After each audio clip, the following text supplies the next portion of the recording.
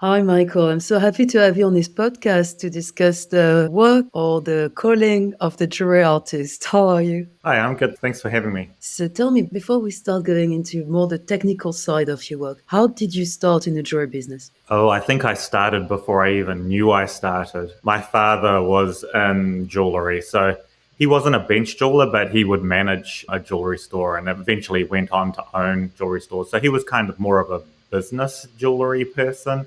So, I mean, before and after kindergarten, our kindergarten was close to the store he was managing. So we would go to work with our dad and to be kept busy whilst he was setting up the store in the morning. More often than not, we would be dumped in the workshop at 4 years old, would be given a hammer to play with. And I guess that's where it started. I never really stopped playing with hammers. Then I just kept on making.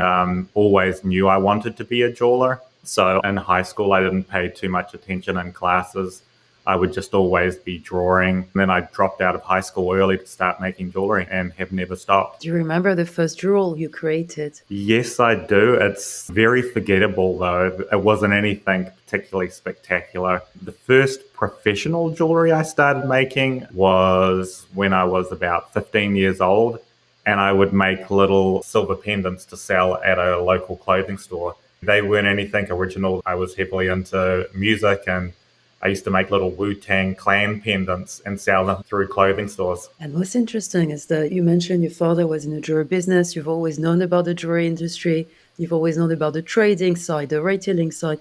When did you think, I want to make something that is a bit different, that is not mainstream, but is really exceptional and rare? Because for people who are not familiar with your work, yeah, most jewelry connoisseurs are familiar with David Michael, but you only create 12 to 15 pieces a year, which is quite exceptional in this trade. So how do you move from this mainstream jewelry business to exceptional, high-end, unique pieces?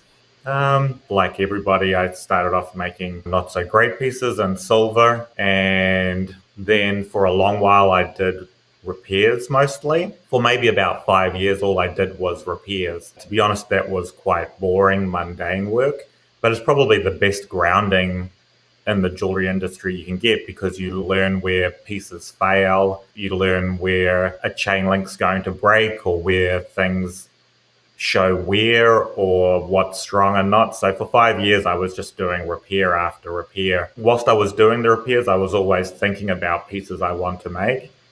And then probably for like the next 20 years, I pretty much made people's engagement rings. So brand new engagement rings. I'd, for the most part, speak with the couple and get an idea of what they were looking for and then present them drawings. For a while, that was really interesting because I was interpreting what they want, what their budgets were, and coming up with original designs to present to them. But then after 20 years of making engagement rings, I started thinking about more creative pieces I want to do. But the engagement rings were keeping me so busy, I just really didn't have time. And whenever I did have a little bit of time, the works would sell very quickly. So the pivotal moment was when my dad came up to retirement age. My brother and I had gone into his business and were working for him, which is when I was making engagement rings. And when he retired, I didn't really want to take over that business because I'm more of a workshop guy rather than a client facing person. And then I just had all this pent up creative thoughts. So that was about 10 years ago now. For 10 years, I've just been making what I want to make rather than trying to make a client happy. And what is it that you wanted to make? Can you tell us, for our listeners, the really intricate gem set jewels? I mean, it's really pieces of art. When you see them, you feel like you want to put them on display and just look at them. Okay. Can you tell us some of this inspiration and some of the pieces that came out of your workshop for the past 10 years? I think, first of all, what I wanted to make was I very much love antique jewelry, and I had seen all of the period jewels that are inspired by floral bouquets or by nature. So definitely for the first little while, I was making seahorses and different flowers and basically things inspired by nature, but reinterpreting in a very colorful sort of three-dimensional way that I wanted to make. And I did that probably for about 5 years ish, then I didn't want to just reinterpret nature anymore because nature has done a really good job of designing and creating those works. So I kind of morphed into doing more shapes and designs that are purely out of my head. Sometimes reinterpreting nature, but making sure that it's gone through my filter enough to be mine rather than just taking something that already exists and turning it into jewelry. Can you pick one piece and tell us a bit more about the genesis and how it's made and how long it takes and the effort that is involved, the challenges? Is there Mhm. one piece that you'd like to describe to our listeners? I guess the piece that probably has most attention, that when people meet me, they say, "Oh, you're the person that made this piece," is the series of koi ponds that I make. They're obviously quite heavily influenced by a koi pond. When I was a kid, I would make little rock garden ponds in the garden with my dad, but I very much morphed them into just stripping down, not trying to look natural at all.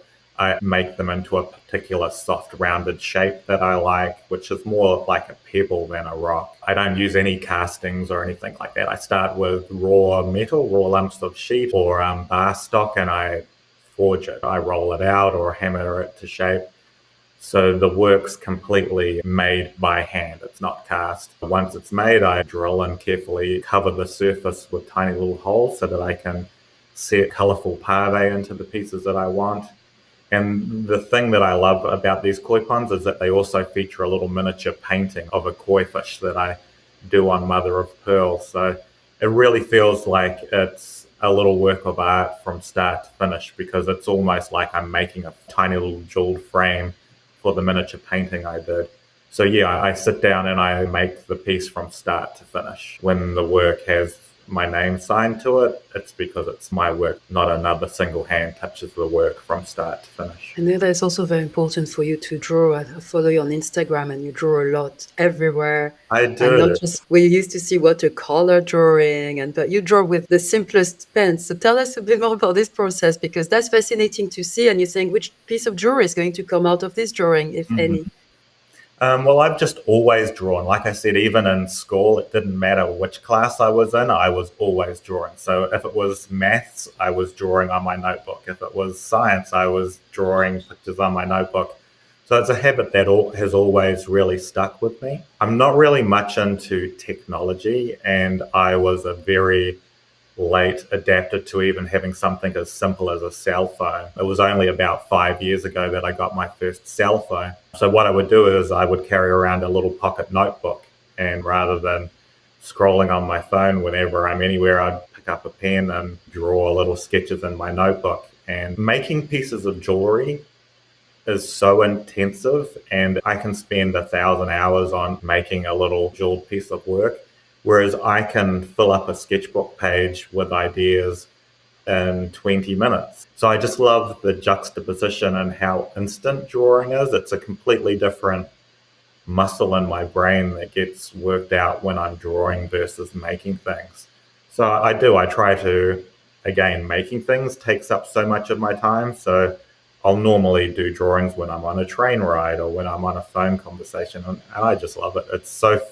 It feels so fast and instant and carefree. I like the creative process. And I was wondering, when you create a piece of jewelry, do you have a collector in mind already, or you just create a piece of jewelry and you hope that it's going to meet its collector, someone who's going to appreciate the thousands of hours that went into it, the sourcing of gemstones, and your own spirit in the piece? Very much the latter. As I said, in my younger career, I guess from my father's influence, I was a little more business minded, and we didn't have a museum, we had a store. So we were trying to make things that sold. But for the last 10 years or so, I've very much been working like an artist. I try to close out the outside world, and I'm very lucky that I don't have to think about what other people want.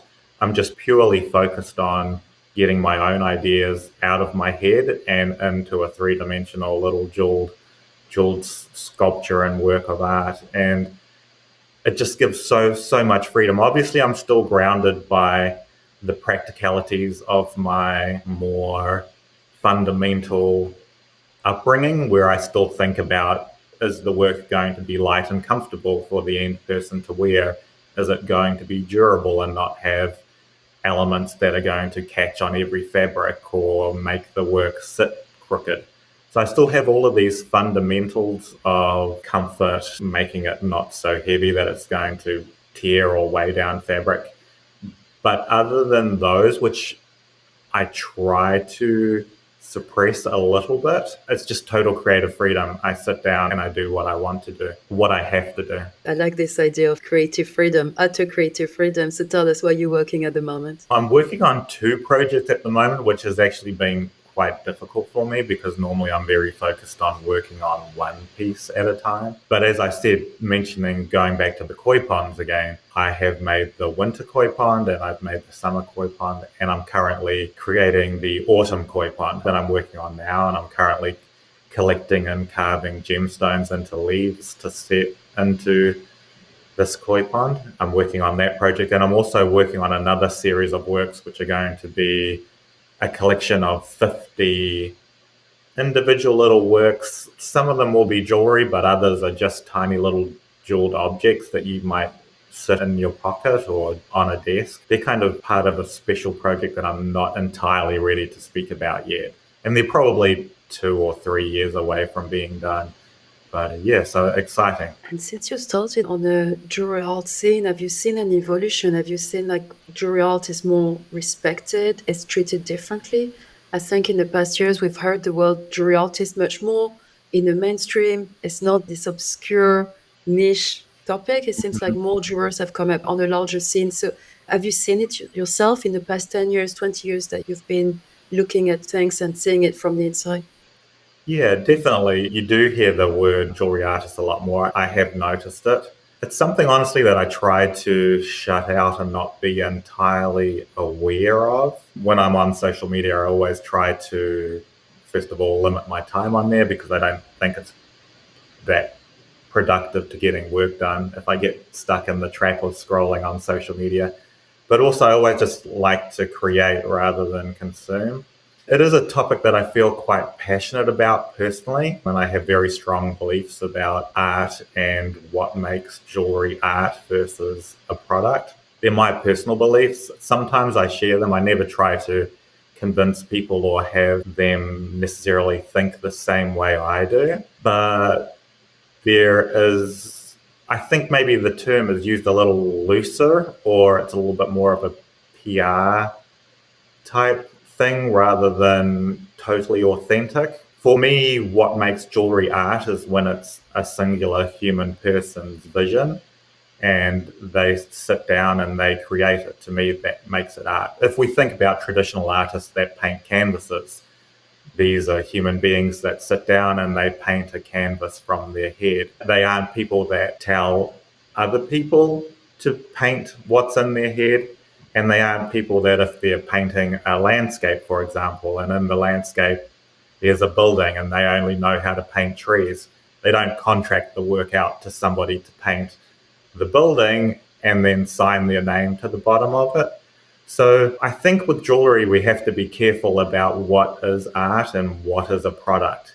And I think if you're taking shortcuts that concern making things easier, quicker, or cheaper, then I think you're making a product. I think if you're making art, it's a human being sitting down and creating work through an artistic vision that they have and through their hands and the skills that their hands have built up over time. So yeah, that's something I feel quite passionate about, but again, that's my personal belief. Thank you. No, I think it's beautiful. It's a beautiful distinction between product and art. Who would you consider a jewelry artist? Who are the jewelry artists that you look up to and you found inspiring? Their style is completely different from yours, but you think that that is really art. I have the perfect person that inspires me so much, and he became a mentor of mine in the last year of his life, is an artist called Daniel Brush.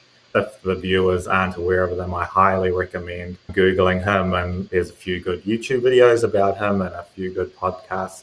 But he was just the epitome of an artist. He did everything himself single-handedly. They were his own artistic vision. Again, they were made of his hand. They weren't designed with the aid of a computer and cast in a machine. They were lumps of material that he sculpted and worked with his hand. And sometimes he made jewelry, sometimes he made sculpture, sometimes he did paintings or drawings, but they were always purely of his mind and hand. And I don't think there's a better poster boy for an artist jeweler than Daniel Brush. He really lived the life. That's a great example. I think there's an exhibition at the moment of his There work. is, yes. He has an exhibition going on in Tokyo at the moment with Lacole that is called Thinking of Monet. A lot of his Right. more colourful sort of, well, they weren't colourful, they were metal, but they give off colourful light. But yes, he's very much lives the ethos where it is art, it's his vision, and it's not of other people's hands that he's signing his name to. Thank you. And where can people see your creations, Michael?